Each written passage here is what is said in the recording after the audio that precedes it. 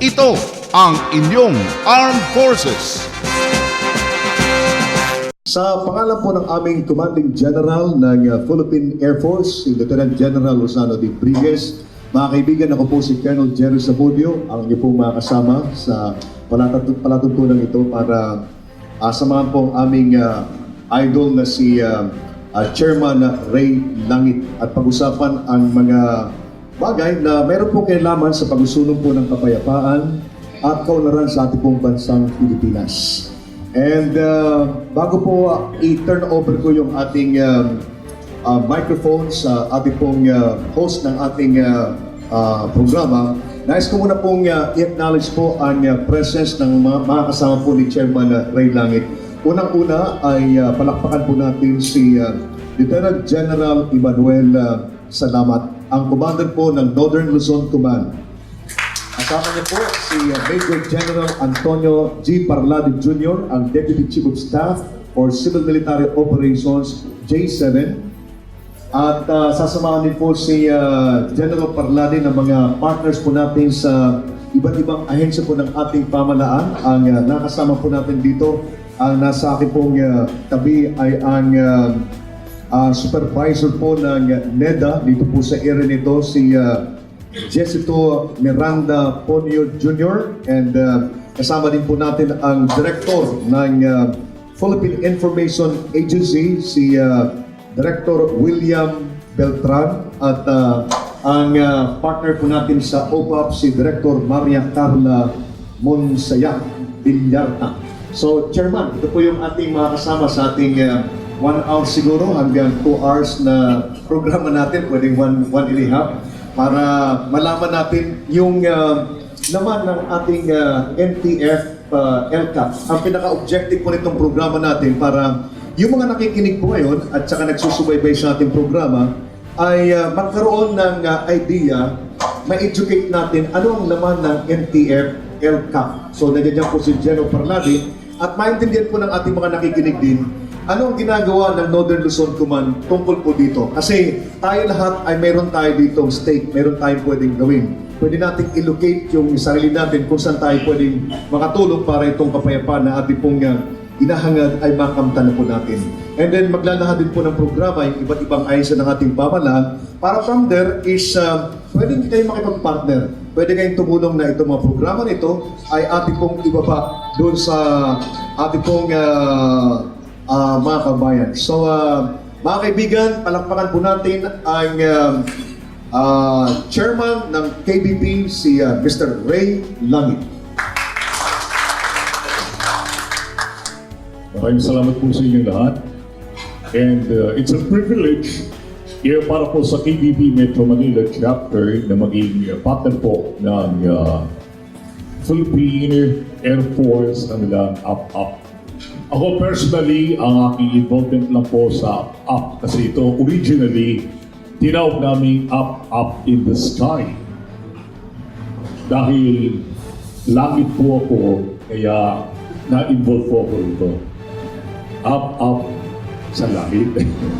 But kidding aside, dito sa pagkaka-take off dito ng UP Philippines, I'd like to congratulate PAF sa panguna ni Commanding General Brigues, and of course, effort and initiative ni Colonel Sabudio, kaya malaking bagay po ito. Ayaw po ninyong simulan po ang aking itoto sa ating mga resource persons dito po sa table.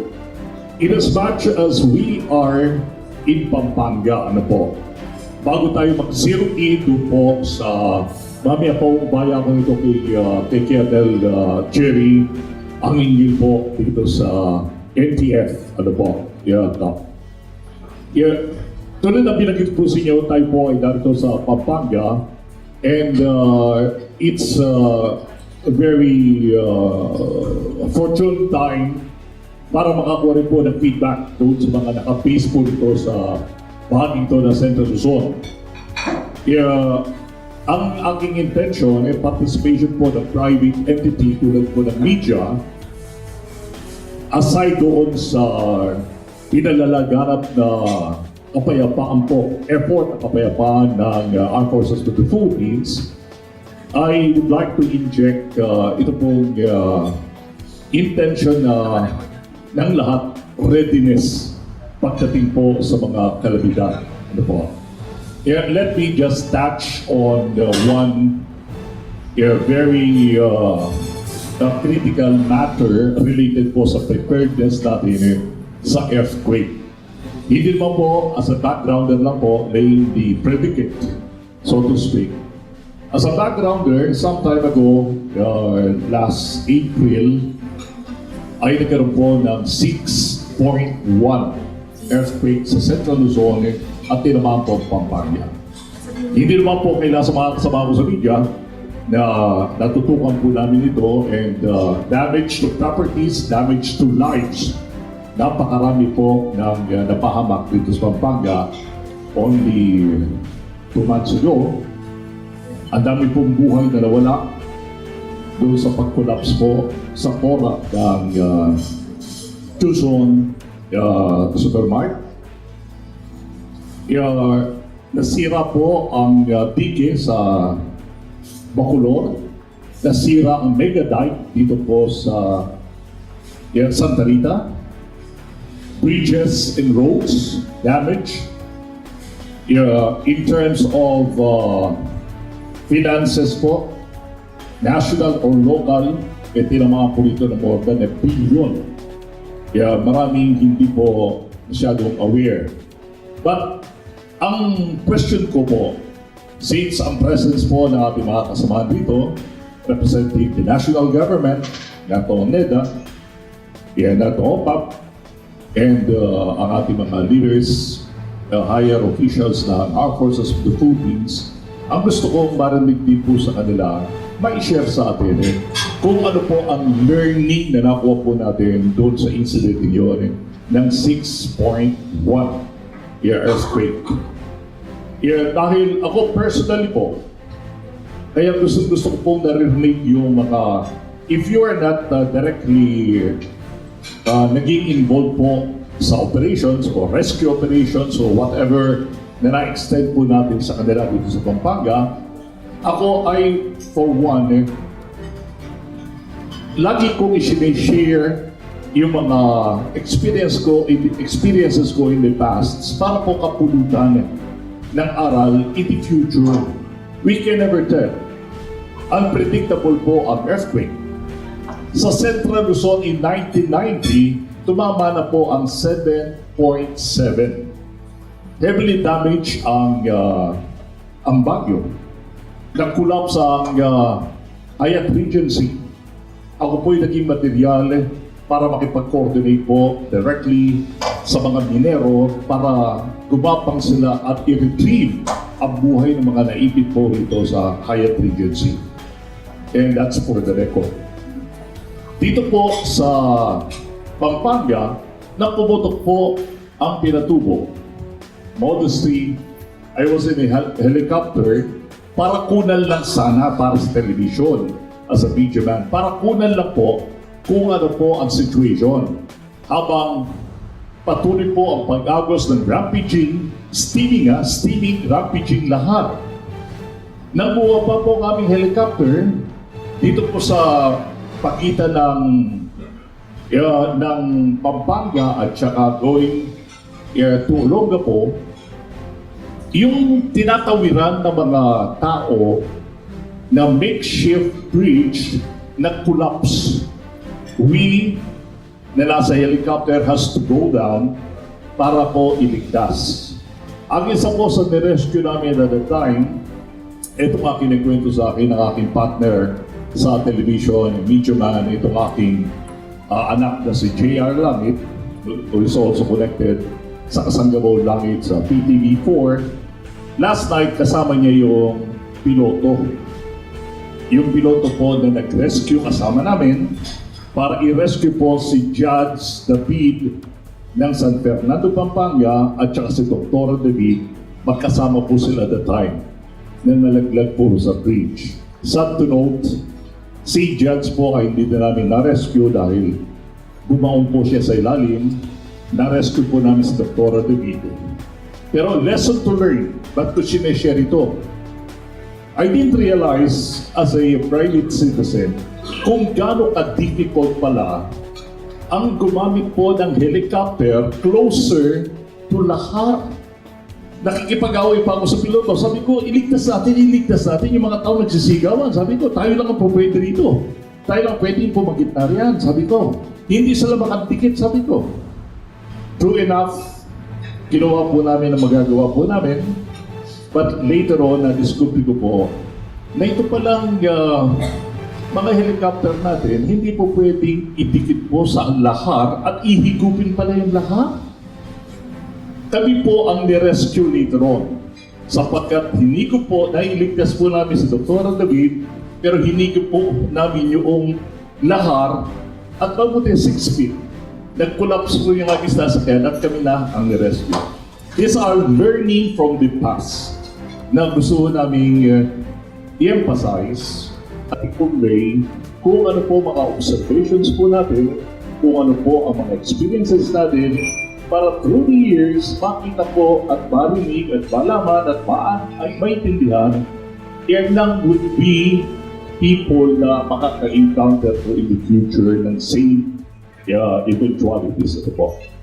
So to start with, gusto ko pong marinig mula po kay Lieutenant General, salamat. At siya po, katabi ko dito, hindi po ninyo nitatanong, siya po ay naging classmate po namin. At survivor po kami doon sa Benham Rise na ngayon ay Philippine Rise. We were there. We braved the challenge na makarating doon sa kalagitnaan at pinakapagpag po ng Benham Rise na walang ifs and buts na anytime baka yung ibang mga claimant countries makipagbigitan sa amin doon sa aming pinuntahan. But kami po ay nakasurvive. Chairman, salamat sir.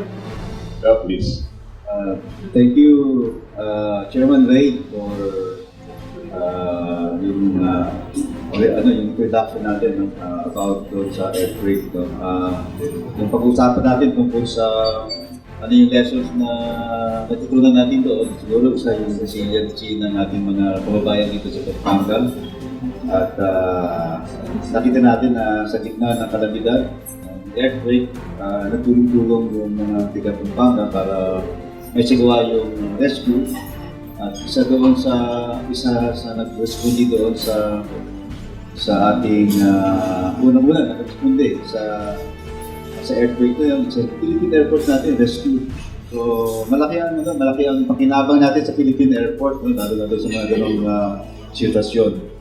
So pagkabat may mga mga actions tayo na ginawa during that time, so nakita pa rin natin yung pangangailangan natin sa paggampan ng ating pagpulin para ma-rescue natin yung na-apektuhan ng earthquake. So siguro kailangan pa natin din ng masusiling yung ano pa yung mga pangailangan natin para mas effective yung ating pag-rescue, lalo na doon sa papagod natin sa mga collapse structure. No? Kulang tayo doon. Kasi bago natin nakuha yung mga big things, matagal. No? It took time and we seek other help from other agencies to be able to rescue those big things during that time. But anyway, Chairman Ray, nagpapasalamat din ako sa opportunity today that we could participate in this kind of Usapang, Pangkapayapaan at Usapang Pangkaunlaran ng Philippine Air Force. So I commend the Philippine Air Force for coming up with this kind of program.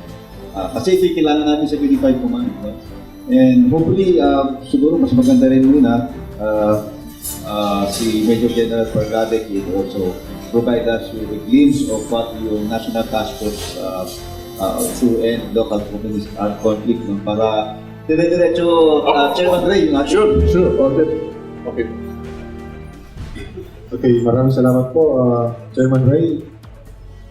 Magandang araw sa inyo lahat. Well, yung ano po, itong up na program ng Philippine Air Force ay nakita ko na napaka-effective na platform para iparating sa ating mga mamamayan yung campaign natin, itong National Task Force for Local Communist Armed Conflict na pinamumunuan ng ating presidente. Si Presidente mismo po ang chairman dito sa National Task Force. At for the longest time, ito po yung talagang inaambisyon ng armed forces na makasama ang ibang agencies of the government, yung entire bureaucracy para i-address itong insurgency na ito. Dahil lumabot na ng 50 years. 50 years na nahirapan ang ating gobyerno para i-address ito. At ngayon lang tayo karoon ng totoong convergence. Ito nga, kanina pinag-usapan namin yung Director Villata. Yung convergence naman, yung collaboration, matagal na yan. But truly, it's only now na nakikita natin na lahat ng agencies talaga na involved dito sa insurgency participant ngayon. Because insurgency doesn't only involve addressing the armed component. Ang number one na dapat in-address dito is really governance.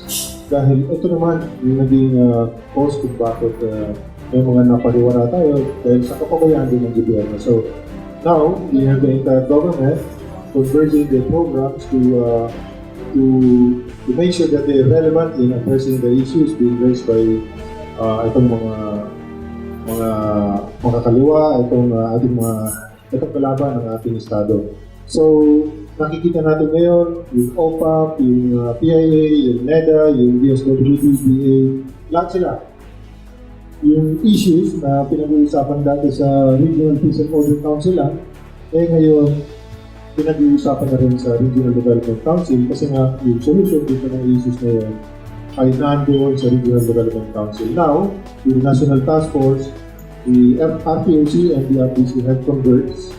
The Peace and Order and the Regional Development, the RDCs have converged para pag-usapan at isulong yung mga gusto nating ipagpatuloy ng mga programa, focusing especially on the affected areas, mga conflict areas, yung mga vulnerable areas and vulnerable sectors. So, iyan po muna ang sasabihin ko. Mahaba, in-explain ko yung buong National Task Force. Dosing clusters yun, dosing pillars po. At ang importante ngayon, nandito sa atin ngayon yung members ng Regional Task Force, especially NEDA, especially PIA and OPAP kasi sila po ay major stakeholders, major people dito sa task force na ito. At nakikita natin that in the coming 1 year, probably in 2 years, mararamdaman na ng ating region, mararamdaman na ngayon ng Pampanga kung ano ang naging result ng convergence na ito. So maraming salamat, Chairman. Yeah, thank you so much po, si General Paclata, sir. Samantali ko na rin po pagkakataon, in-check ko na rin po yung isang very current na pinag-usapan po ng media. Ito pong related sa red lighting alert. Ito, red lightning alert. Maaaring hindi mo yung masyadong pinapansin, pero dun sa media po, naka-alert po sa amin dahil mukhang ngayon lang natin narinig at mukhang ngayon lang nagkaroon ng ganitong klase po ng awareness ang ilan. Not to mention, last Monday lang po, noong pong tubiglat at nagkaroon po ng mga lightning, 34 aeroplanes ang hindi naka-take off at hindi naka-landing. Kaya maring sa atin na hindi mga travelers ay ano ba yan, di ba? Parang ordinary lang. Pero alam mo nyo, if you are speaking of people traveling, tourists, like Mayans, if you are speaking of economy, alam po ninyo, ang laking bagay po niyan. Bakit po binanggit ito at bakit po pinuksan? Because I'm facing group of PAF, Philippine Air Force. Binanggit po specifically ng ating Pangulo na gustong maging active na rin po ang Cavite, ito po ating airport sa Cavite, Sangli, isa rito sa Bulacan, and not to mention itong Clark, madalas nga gamitin po as an alternative. Ano po? Kaya gusto lang po namin marinig from everyone, from the airports, kung gaano po ang facilities and capability po ng Sangli para po mabuksan na hanggang December. Sapagkat alam ko may time frame at pero po in-emphasize dito ang ating Pangulo na gusto niya this year. Pagbukas po ang Sangli. Yeah, is that possible? Anyone who would like to elaborate yung po ating tulong sa katanungan? Sa Air Force, gusto mo bang mag-share? Sir, hindi lang po sana ako sir ng paumanin sir kasi yung ating pag-usap is po pwede na may focus yung discussion doon sa National Task Force on LCAP, yung sa local. Kasi pagdating doon sa ating Sangli ay actually ongoing po yung study and continuous collaboration with DOTR and mayroong instruction na rin po doon ang ating Commanding General na based doon sa utos ni ng aming Pangulo ay talagang bibilisan ito and may mga coordination ginagawa especially doon sa pabilipatan po ng ating people striking po doon sa Lubia, sa Cagayan de Oro. Yun po yung mga ginagawa ngayon but yung Air Force po kasama ang DOTR including other government agencies, including po yung National Housing Authority, ay palagi po nag-meeting ngayon para ma-expedite itong kautusan po ng ating Pangulo na mabuksan po yung Sangli para po sa mga local flights po natin. So, sir, kung okay lang po sir na itanong na lang po natin din sa ating commander ng Northern Luzon Command kung ano po yung mga initiatives na ginagawa po ng NOLCO ngayon para at least yung objective po ng NTF LCAP, yung Ending Local Communist Armed Conflict, ay matapos dito po sa yung area because practically sir, kayo sir yung may hawak ng buong Northern Luzon Command at kausap ko yung iba't ibang mga government agencies. Ano po ang strategy na ginagawa po natin para yung timeline na binigay po ni Presidente na before 2022 ay matapos na po siya? Thank you sa question mo, Colonel Samudio. No? Bago ko sagutin yung question, no, i-introduce ko muna yung Northern Luzon Command. No? Ang Northern Luzon Command ay sumasakop sa 4 na region ng Luzon. No? Region 1, Region 2, Region 3, and Cordillera Administrative Region. Kasama na rin po yung karagatan natin sa Eastern and Western Seaboard, kasama hanggang doon sa dulo ng Batanes. Diyan po kung ganun kalawak ang jurisdiction ng Northern Luzon Command. For the longest time, no, ang alam natin yung problema ng peace and security ay mandato lang ng Armed Forces of the Philippines. Pero doon sa mga problema na kinakaharap natin sa mga local, walang mandato o kapabilidad ang ating armed forces to provide the services that our people needs, lalo doon sa mga vulnerable and conflict areas. So, yung reality sa ground, the issue are brought about by a lot of problems, socio-cultural, economic issues affecting our communities. And kalimitan, ang responsibility nito is nakasalalay doon sa mga local chief executive natin. Pero ang militar, nagpupursige pa rin patuloy na kumikilos, no, para mabigyan natin yung pangangailangan ng mga pamayanan natin. And ang mandato nito ay nasa mga leader ng ating mga local na pamahalaan. So, tapos ito po operate ang Armed Forces of the Philippines, ang Northern Luzon, sa mga local na pamahalaan dito sa Northern Luzon. But this must be complemented ng a robust coordination and board activities. Kaya kaya dito papasok ngayon yung intention of the National Task Force on ending local communist armed conflict. Kanina in-explain niya pa natin ano yung initial concept ng LTA. Pero dito sa Northern Luzon, from the national, kasi meron tayong 4 na component ng program level. At the national level, meron tayong campaign level, meron tayong program level, at saka meron tayong cluster level. So dito sa Northern Luzon, sa Unified Command, nandito tayo sa campaign and program level. No?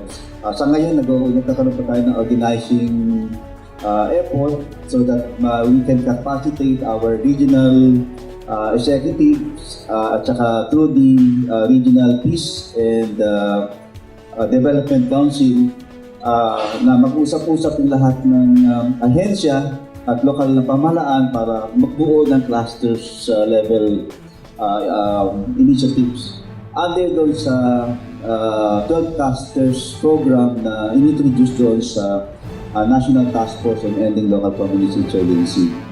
Ang intention nito is to be able to strengthen yung ating local government institution at saka community institution. No? Ito yung dito napapasok yung tinatawag natin na whole of nation approach. So yung whole of nation approach natin, we hope na magkaroon tayo ng convergence of effort of all local and national agencies para magkaroon tayo ng focus targeting doon sa mga priority areas, conflict areas na nangangailangan ng tulong para maisulong natin yung dito, Usapang, Pangkapayapaan at Pangkaunlaran. Dito naman sa Northern Luzon, ang gusto natin hindi lang siya usapan, pero magkaroon tayo ng action plan, implementing plan to be able to address yung mga underlying issues or root causes of insurgency na tinatawag natin. With that, yung different agencies ng government, magkaroon sila ng co-ownership, pati na yung local government ownership of the program. And hopefully itong month na to, matapos namin ang organization ng regional task force at the regional level. Meron tayong national, dito naman sa area command, meron tayong regional task force, and bababa ito sa provincial task force hanggang sa municipal. Kung pwede nga hanggang doon sa baba, sa barangay, para yung mga sa grassroots, marating na, maabot natin yung mga grassroots. Para matulungan natin talaga yung tinatawag natin magkaroon tayo ng platform or convergence for multi-stakeholders effort. Hindi lang isa. Kasi for the longest time din, yung mga other agencies, nagkakaroon sila ng mga unitary efforts, singularity, and separately implementing their own programs. Kanya-kanya, tayo.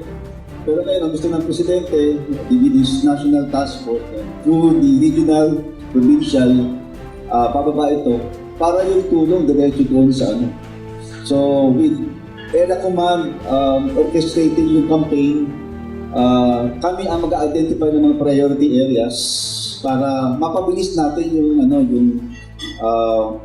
pag-degrade ng capability ng local communities. Mapabilis natin.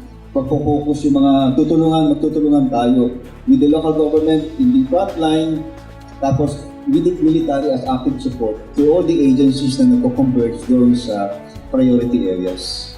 So, ganun po ang ginagawa natin ngayon. So, hopefully, magkaroon tayo ng collaborative effort to better targeting yung most pressing issues and problems doon sa community na vulnerable areas. May tinatawag tayong geographically isolated, depressed areas o yung mga vulnerable conflict areas. So ito yung mga tinatarget natin, and hopefully mapalaganap natin yung local peace initiatives. Mahibok pa natin yung marami nating kababayan na sa bundok na to abandon the armed struggle and embrace yung peace tulong-tulungan natin to na matapos natin yung insurgency. No? Yun yung design ng President to end the 50-year-old decade, yung 50-year-old local communist insurgency. So mamaya ko na siguro lutok na yung progress, medyo mahaba-haba ito. Thank you, Chairman Ray. General Salamat, sir. Thank you also. Public Appointments, General Salamat. Meanwhile, we would like to acknowledge the presence po ng representative ng Mayor's Office ng Mabalacat City, narito si Ginoong Patrick Sakay. Okay. Welcome po sa ating forum. Okay, kanina nabanggit po ni General Salamat ang hindi po doon sa stages ng effort po ng ating ARP at effort po ng national government. Hindi po niyo na itatanong, kami po doon sa aming programa ni J.R. Randy, we keep on moving forward kung ano po mga issues na po pwedeng may contribute ang aming programa. Kaya at one point, kami po ay nag-feature na mga mamamayan dito sa Negros. Okay?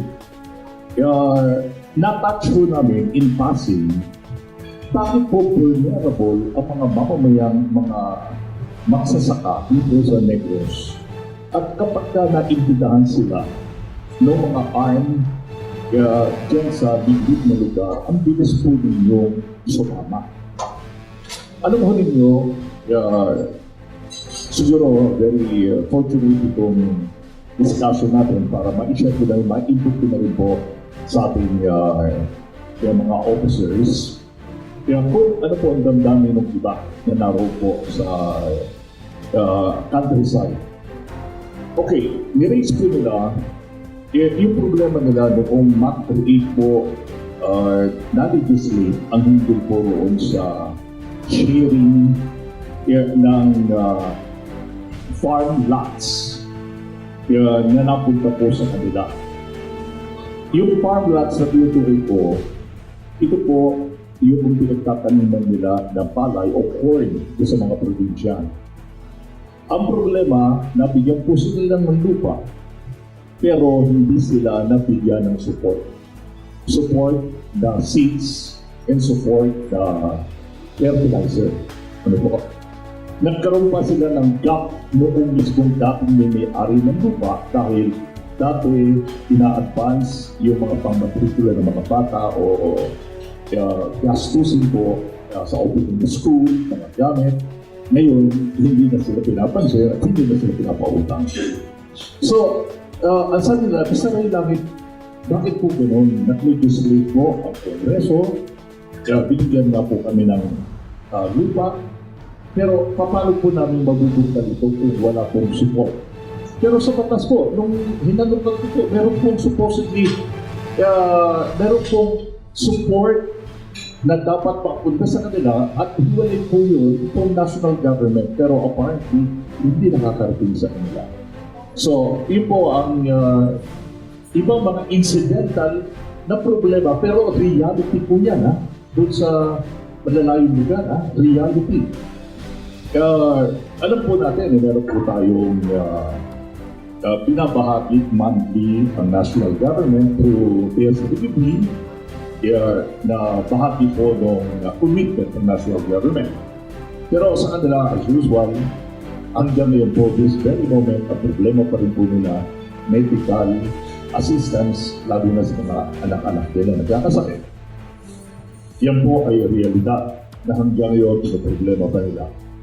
Mismo ang mga local government nangangako sa kanila ng pangpaniling, pero sabi nila, sa kampanya lang po yan, Mr. Language. Pero after na po ng campaign, kapag lumapit na po kami, nakapila na po kami. Last priority na kami. Anyway, sige ko lang po ito. Dahil na-review po sa ating usapang ito ng Pangkapayapaan at kung bakit naging vulnerable yung mga communities sa mga lalayong lugar. Reaction lang po, General. Sir? Actually, yun talaga yung target ng ating mga local insurgents. Yung mga tinatawag nating vulnerable community, dito lalo na sa mga popular areas Kasi alam nila na wala itong mga pinag-aralan dito, walang pinag-aralan, lalo doon sa mga kanayunan, kabundukan, gilid na puok, malayo sa development, no? Walang ilaw. So, ito yung mga inuuna na sektor ng mga tinatawag nating organizing effort of the local communities, no? Minimimum nila to para sa simula, ina-agitate. Kasi yun yung una natin, pag mahirap ka, madali kang ma-agitate, at saka ito yung binubuhay yung consciousness mo para magalit ka sa gobyerno. So dito yung unang mga recruitment activities na ginagawa ng mga local communist terrorist group natin tinatawag. So ang effort naman natin i-counter ito, no? Ipakita natin na meron pang mas magandang paraan kaysa magrebelde, no? May magandang pang paraan kaysa sa sumama sa kilusal, no? May magandang pang paraan para kaysa sumama sa armadong pagkibaka. So hopefully yung mga kabataan natin nakikinig, no? Para with this, meron tayong pagtutulungan, yung usapan nating Pangkaunlaran, yung usapan natin ng Pangkapayapaan na pinangungunahan ng Philippine Air Force, no? Maganda to kasi pinupuntahan nila yung mga eskwelahan, no, ng Air Force, pinupuntahan nila yung mga ginagamit natin nila yung mga reservists para to take part. Hindi lang sila yung nagpapalipad, pero I really commend yung effort of the Philippine Air Force to take part actively in the campaign on ending local armed conflict. So, maganda to. So, para maiwasan yung mga vulnerable sector na yun, I think this is the best route siguro na ginagawa natin makarating doon sa mga vulnerable sector, lalo na yung mga estudyante natin, kung saan pa yung galing na Chairman Ray. Galing pa yan sa mga galing pa yan sa mga probinsya. So tama-tama itong pag-uusap natin, nalaman nila na mayroon pa palang magandang paraan na pwede nating gawa ng solusyon yung mga problema na nakakaharap ng mga vulnerable sector natin sa mga kabundukan, kanayunan. So, siguro baka meron pang dadagdag si General Paglat. Meron akong dagdag doon, Chairman Ray, but mamaya hayaan ko si Director Budyarta ng OPAC na dugtungan. So, tama yung tanong niyo, sir. So, issues, palagi yan, issues. May lupa kami, hindi naman kami makapag-farm. Lahat po ito, ina-exploit ito ng mga organizers para i-arouse na itong mga natin. So, ito yung ina-address natin ngayon. But, itong issues na ito yung matagal na nilang sinasabi. Poverty, yan yung reason kung bakit may insurgency. Ito po ang panahon na para maintindihan natin na baliktad po yung hindi acceptable yung ganong logic. Yung frame of mind na ganyan ay counterproductive yun. Tulad yan, ma'am, sample ko ay Netherlands. Ang Netherlands ay merong pinakamagandang, isa sa mga merong pinakamagandang agrarian reform. Napakaliit ng kanilang ng bansa. But dahil maganda yung kanilang agrarian reform program, yung lahat ng gusto mag-farm, binibigyan ng gobyerno ng farm. You want to farm? Okay, I'll give you land. Then the government provides you all the implements, fertilizer, tractor, mga ganyan, lahat ng pangangailangan mo. And then the government buys the products. So si farmer talagang umasenso, nandun yung support. Pag ayaw niya na mag-farm, ibalik niya yung lupa sa gobyerno, and then ibigay naman sa iba na gusto mag-farm. Yung model na yan, napakaganda, pero ayaw ituro ng mga nandun sa GRP, mga nandun sa NDFP. Ayaw isulong dito sa peace framework na matagal na nilang sinusulong. Yung CASER is Comprehensive Agreement on Socio-Economic Reforms, nandyan yung agrarian reform. Pero bakit ito? So pinost yung Bakit tayo namimigay ng lupa? Kasi ang sabi nila, land for the landless. Yan ang narrative ng mga kaliwa. But land is finite. What if time comes na ubus na yung lupa, pinamigay na natin dahil okay, may batas kasi. Kaya kailangan i-comply natin yung batas. Kaya talagang very aggressive ang ating presidente na mag-distribute ng lupa. Kung yun talaga ang solusyon. Pero sabi ko, aralin natin yung models ng tulad ng Netherlands. Maliit na bansa, but they're producing 100 billion euros a year. Second to the US. Dati, sinicheck ko yan dati 71 billion. Ngayon, nasa halos 100 billion euros na sila. Ang production is agricultural. Next to US. US na napakalaki. So sabi ko, bakit hindi ito tinuturo? So yun. Again, babalik ako sa issue. Mahirap kami. Kaya kami nagre-rebelde. Hindi. Kailangan magsipag tayo, hanap tayo ng paraan para yung whatever we have, mapakinabangan natin, papasok yung gobyerno, of course. But kung palaging ganun ang ating pag-iisip na pagka may problema, sisisihin sa gobyerno, pag kulang ang tubig, sisisihin sa gobyerno, and yet hindi nagtitipid, hindi pinag-iisipan kung paano itawid yung kahirapan niya. Ayun, doon tayo nagiging vulnerable. Ito sa mga nag-organize na ito. So, what we're saying, Chairman, is that dapat open-minded ang ating mga kababayan. Kung merong issues na yan, pag-usapan yan. At marami naman talagang tulong na may bibigay ang gobyerno. Kaya nga gusto ko ipasa yung microphone kay Director Villara. Kasi I'm sure, si OPAP. Ang daming programa si OPAP nung nandun ako sa Mindoro. Ang daming naitulong ang OPAP dun sa ating mga kababayan na mangyan sa bundok. So, ma'am, pwede mo nyo po. Thank you, General Parlade. Salamat po for passing the mic to me. Una po sa lahat, magandang araw po sa lahat. I'm so privileged and for being given this opportunity to represent my boss, Secretary Carlito G. Galvez Jr. He is now our Office of the Presidential Advisor. He is now the Presidential Advisor on Peace, Reconciliation, and Unity. Yun po yung kanyang latest designation, PAPRU. Although OPAP pa po kami, but we're working towards being called PAPRU in the near future. Sa nabanggit po kanina, the issue of land, kung i-contextualize na po natin sa current thrust ng government ngayon, the President creating the National Task Force to End Local Communist Armed Conflict or NPF-LCAC. Na-realize na po yan ng pamahalaan. Inabanggit po kanina ni General Parlade, under the NPF-LCAC, the task force created 12 clusters, one of which is the cluster called sectoral unification. Isa po sa mga marginalized sectors na na-identify dyan, yung ating pong mga magsasaka. So the issue of land in Negros Occidental, batid po natin lahat yan. These issues are being used by the other side to really agitate the people and the sectors themselves, and to shame government. So this is the essence and spirit of NPF-LCAC. Sir, if I may, nabanggit po ni General Parlade, good governance.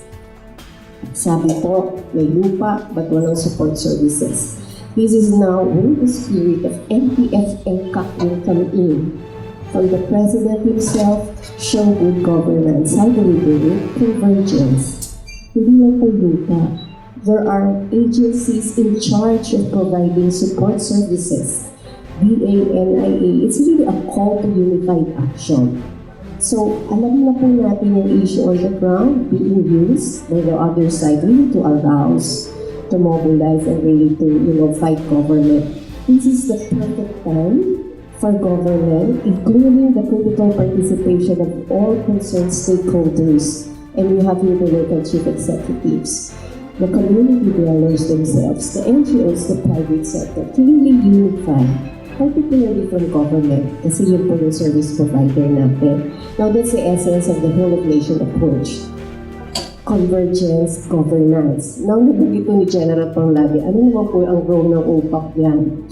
Para lang po sa information ng lahat, under EO number 3, creating OPAC, ang aming pong mandato ng ahensya namin is to really manage, supervise, and integrate all peace efforts, which we call, in a nutshell, the comprehensive peace process. we are providing a platform for the discussion of peace in the different peace tables or peace processes. Nag-a-address din po kami ng continuing issues that arise sa complex conflict. And lastly, yung culture of peace. Yung peace building, din na po pumapasok yung support ng UPAP in terms of capacitating our stakeholders, the chief executives, the national agencies, regional, provincial agencies, in terms of tinatawag po natin term na CSPP, Conflict Sensitive and Peace Promoting Approach. Ano po ba yun in simplified term? Ibig sabihin ng po lahat po yung may plano magbigay ng proposal for peace building, incorporate po natin yung peace lens. Pag po ba tayo nagtayo ng proyekto, for example, bridge, road, will this create more conflict rather than solve the solution?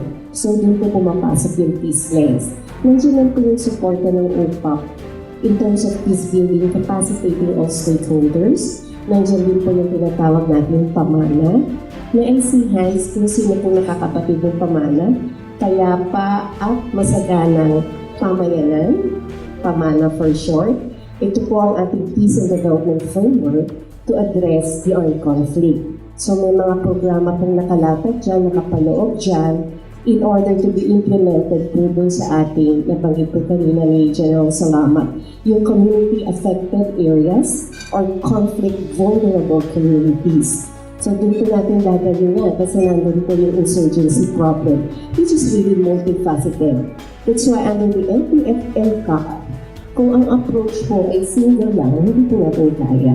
So kailangan din po, kaya na-create yung clusters and there are various structures. Nabanggit din po ni General Salamat from the National Task Force. The membership po is mirrored in the different regional task forces. 17 po lahat yan. Na ibababa po to the extent possible by the grace of God, provincial, municipal, city, and even barangay level. So yun na muna po. Probably in other questions ko, I will be able to respond. Thank you, General, for that. Thank you, ma'am. Bakit bago tayo muna ng additional na mga reactions and your further discussion related po ito sa ating pinag-usapang issues, we'd like to acknowledge the presence of Ms. Gina Doria of GBAM 792 kHz News Director. Likewise, we'd like to acknowledge the presence of the news writer, Ms. Linsay Pamintuan. Taro ka Pampanga niyo. Talagang kaliguran po mga santing, mananyamang po kabalin. Welcome po sa ating forum. Makinig, itutuloy ho natin ang ating discussion right after lamang po ng ilang panat. Ito ang inyong Armed Forces.